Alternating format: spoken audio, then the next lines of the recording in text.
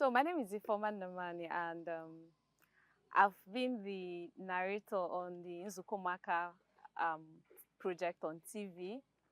So when I first found out that I was going to be the storyteller on that project, I was really excited. So I've been a storyteller all my life. So here at the center, I'm basically like the official tour guide, and I work with children at our monthly Nzụkọ Ụmụaka. So it's what I've been doing with the children for years now, right? At our usual Nzụkọ Ụmụaka. But you know, the chance to like reach more people with this project, it was really exciting. So I grew up in the village. I grew up with a father who is also a storyteller, and I have memories, fond memories of evenings after dinner, sitting around my father, and you know, him regaling us with interesting stories about his life, and then Igbo folk tales as well. So it was really interesting and exciting for me to like replicate that for the children. So it was exciting for me. So excitement would be how I would define, how I would describe what I felt. My name is Iheanyi Igboko, so I work here at the center as the director. Coincidentally, I worked on the production as the director as well, so it was a bit chaotic in the beginning. We didn't have it all figured out, but one of the things that worked out was when we realized that the work could move faster if a lot of people, you know, took specific roles. And for the narrator, hers was, cut a straight jacketed story, because we know there won't be any other person who could bring life to the stories as a former would. You know, in the beginning, we also made arrangement for some sort of assistant just in case, because if a former doesn't make it, we have someone who will also be able to tell the stories. Okay, so of course we had it was a team effort, right? So we had people in charge of logistics, people in charge of costume and makeup. So we had Chidera Sameze, who was handling costume and makeup. So because the program is about Igbo folktales, so it was a natural choice that we'll go with the traditional Igbo costume. So we chose the traditional Igbo costume, and then you know, Chidera helped to like style me, do the makeup thing, and draw the uli patterns on my body as well. Ha wee tụkọta ma ji o, ma ede, ma akpụ, ma ihe oriri dị iche iche wee buru ya wee gaa na nke dibịa ahụ wee kenee ya, maka ha si ya na ọ bụrụ sọsọ ọbara edo ka ọ zọpụta na o nyekwuru ụmụaka ha aka.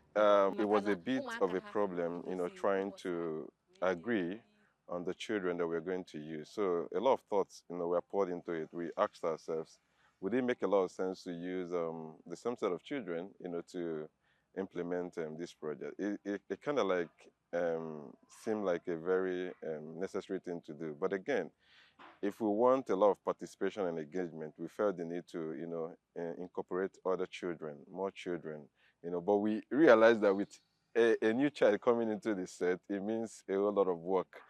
I mean, the production team will realize this, you know, when we have new set of people, we may not be able to meet our timelines and all of that. But we felt it was very important to do that because, you know, getting a lot of children involved means that this will have a broader reach, you know, and the lessons that we, you know, thought of from the beginning will be something that will make a lot of sense, especially for those who may have quite a new experience.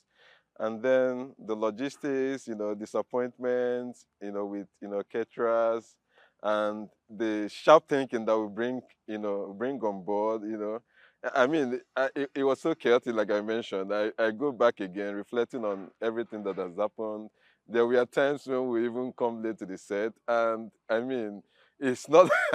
I go back and I laugh because there were days when it seemed like we wouldn't have any shooting done, you know. But I would say that we taxed ourselves. We made sure that, you know, no matter what it is, you know, there were times we got angry with ourselves. There were times we pushed each other. There were times, you know, a lot of crazy things happened, you know. But like, you know, for every good thing that will happen, you know, people wouldn't bother to hear, you know, what were the wrong things that happened. But the most important thing everybody care about is, were you able to bring this to life? And we can beat our chest and say, yes, we did.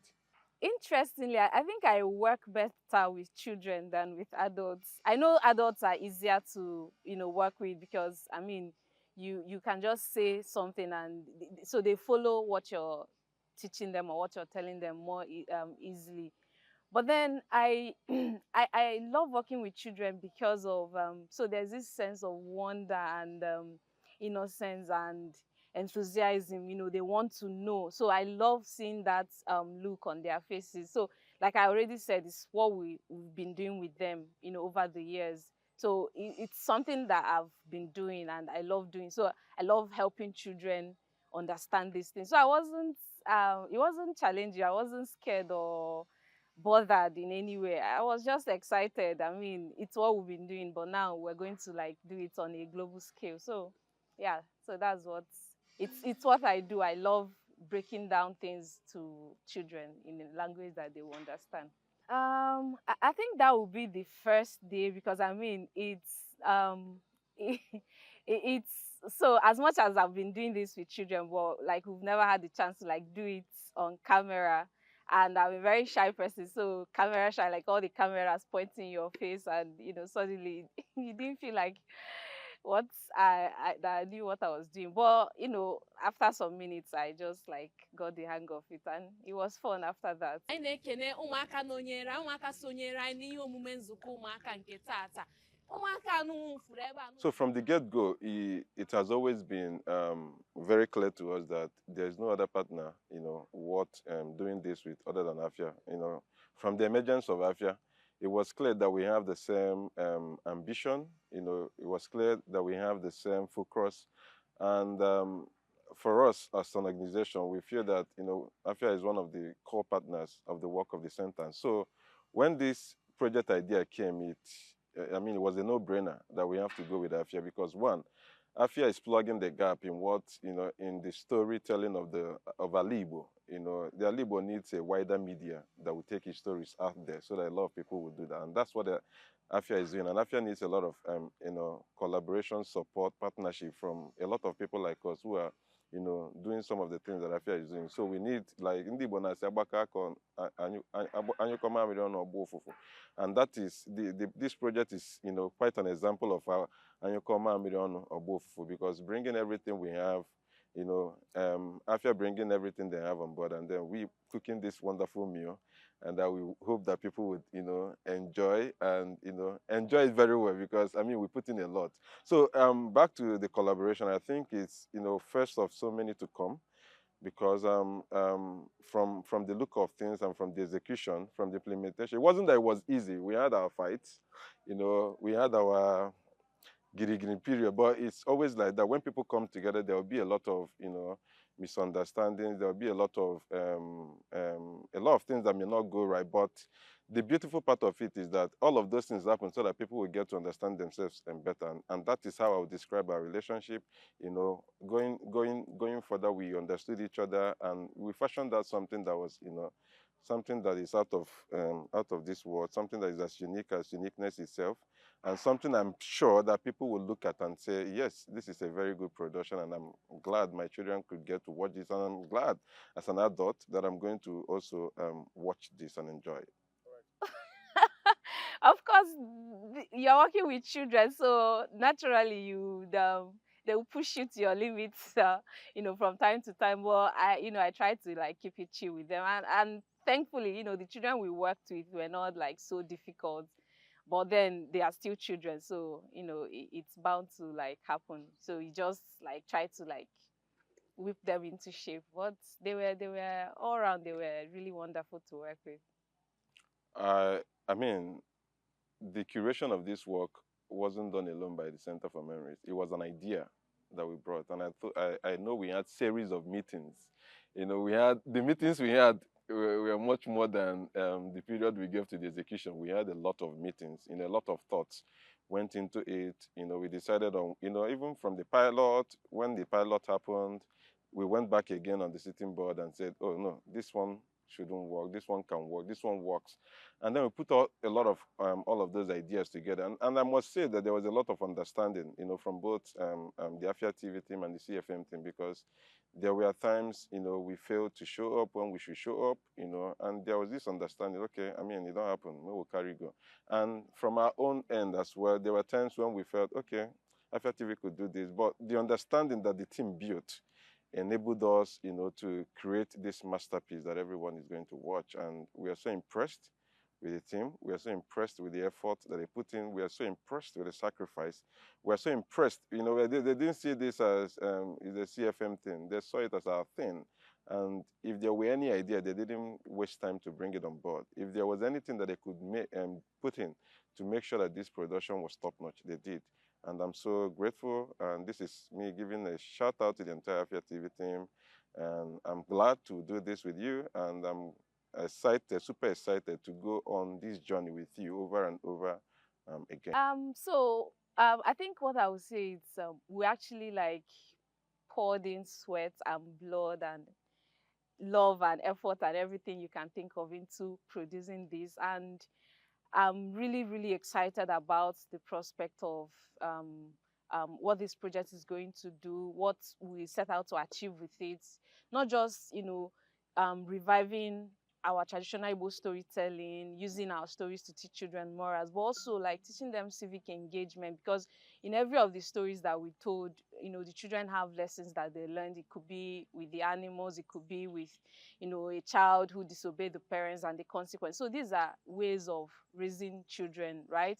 So I'm excited about this project, and I'm hoping that, by the time our guests watch, they will also understand why we're so excited about this project. And hopefully the lessons won't just end with watching it.